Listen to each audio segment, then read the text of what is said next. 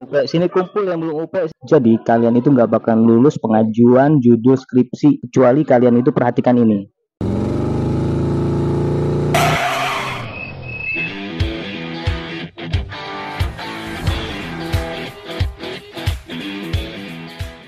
Oke guys, jumpa lagi di channel ini guys. Untuk kalian yang mungkin akan menghadapi UP skripsi, apa saja sih pertanyaan yang biasa dosen-dosen itu tanya kepada kalian gitu ya. Jadi begini guys, langsung aja kita akan ngobrol materi yang pernah saya alami gitu ya. Jadi guys, ini kita bikin kontennya di jalan. Mungkin ada suara-suara yang sedikit berisik dari anak-anak karena lagi main bola di sebelah ya. Futsal guys. Nah, jadi gini guys, langsung aja kita masuk ke ulasan. Jadi teman-teman, ternyata ada banyak hal yang akan kita hadapi, kejutan-kejutan yang terjadi ketika teman-teman itu menghadapi yang namanya UP. UP itu kan pengajuan judul sebelum skripsi. Maksudnya ya skripsi lah gitu ya. Pengajuan judul skripsi. Nah, untuk pengajuan judul skripsi ini yang paling utama adalah kalian itu harus bisa menguasai materi dari awal sampai akhir guys. Itu yang menjadi titik beratnya dan sebuah alasan yang jadi pertanyaan dari dosen kepada kita guys. Misalkan contoh nih ya, teman-teman itu harus memastikan bahwa tempat penelitian teman-teman itu kalau misalkan dia terkait dengan legalitas, pastikan memang benar-benar memiliki legalitas. Terus terkait dengan latar belakang ya, yang paling utama itu latar belakang. Jadi di bagian latar belakang itu teman-teman harus bisa menjelaskan kalau misalkan memang ada sebuah instansi yang memang akan dipakai untuk penelitian gitu ya, sebaiknya itu lebih diperpanjang gitu isi latar belakang tersebut. Ibaratnya apa ya, penjelasan itu lebih banyak dibandingkan hanya memberikan latar belakang yang nggak jelas gitu ya, nggak pada intinya. Nah, terus selain latar belakang itu sebenarnya permasalahan yang sangat krusial ya, latar belakang itu. Karena kalau misalkan teman-teman udah bisa menjelaskan di awal ketika di depan dosen penguji tentang judul tersebut, ditanya latar belakang, kalau bisa jawab itu bisa mudah teman-teman untuk melanjutkan judul tersebut gitu ya. Terus ada lagi hal-hal yang memang kalau saya pikir ya, banyak hal yang dibuat oleh dosen penguji ini seperti gimmick teman-teman.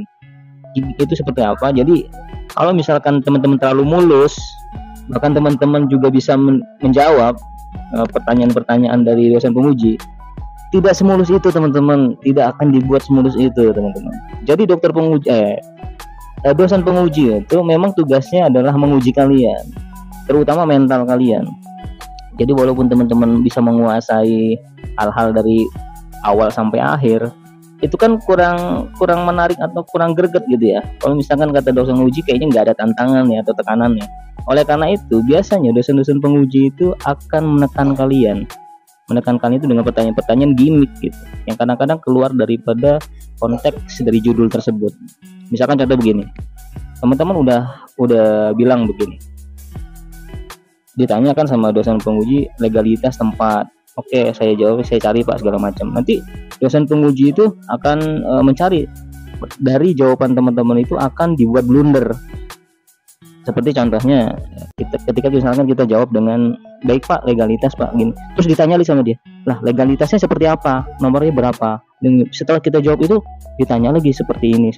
Jadi ada pertanyaan tambahan makin dalam gitu ya. Dan saya itu sempat terlepas dari jeratan kata tersebut, yang blundernya kata tersebut itu ketika saya bilang mohon maaf pak, saya blank pak gitu kan. Jadi kalau misalkan kita berikan maaf saya blank pak, dari saat itu ketika ngomong itu dosen penguji itu langsung berhenti untuk menekan kita gitu. Jadi dia berkata bahwa baiklah belajar lagi ya gitu kan. Artinya gini teman-teman ya, tidak di depan dosen penguji juga jangan sampai kita terlalu berlebihan gitu ya untuk beradu argumen gitu ya. Ada saatnya kita juga harus mengalah gitu di depan dosen penguji.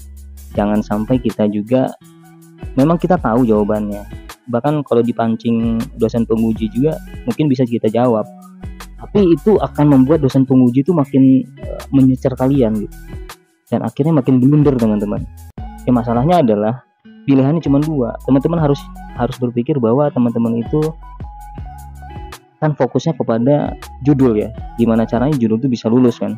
Jadi bukan masalah fokus kepada teman-teman harus melawan argumen dosen penguji, tapi teman-teman harus bisa berpikir bahwa gimana caranya ini lulus judulnya ya.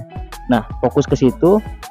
Nah, untuk sidang boleh kalian teman-teman siapkan untuk adu argumen gitu ya. Karena yang penting tuh judul dulu teman, lulus dulu nih judulnya. Jangan sampai teman-teman gara-gara memuaskan diri teman-teman untuk melawan dosen penguji, teman-teman malah nggak lulus ujian judulnya gitu. Jadi kiat pertama itu memang ada kiat pertama yang itu ya. Terus kita itu nggak bisa memprediksi pertanyaan-pertanyaan dari dosen penguji, tapi kiat yang paling utama adalah teman-teman harus fokus kepada judul. Jangan sampai dipancing oleh dosen penguji itu malah membuat blunder. Akhirnya teman-teman dosen pengujinya juga kesel dan kalian kena distract lah gitu kan. Distract bahwa ujung-ujungnya kamu ini dikasih tahu gini, coba kalau nggak paham berarti saya ganti ya. Nah kan jadi berabe kalau kayak gitu kan. Nah daripada begitu lebih baik teman-teman mengalah. Terus apalagi ya, kemarin itu saya perhatikan ada beberapa yang memang itu ajalah kiatnya. Dan kalau teman-teman ingin bertanya silahkan ditulis di kolom komentar, dan semoga bisa bermanfaat. Sebenarnya banyak hal yang akan saya ceritakan, cuman ini hanya sebagai pengantar aja teman-teman ya. Semoga teman-teman sebagai mahasiswa yang pengajuan judul bisa lulus lah gitu ya. Oke, terima kasih. Silakan di kolom komentar kalau misalkan ada pertanyaan. Semoga bermanfaat. Wassalamualaikum warahmatullahi wabarakatuh.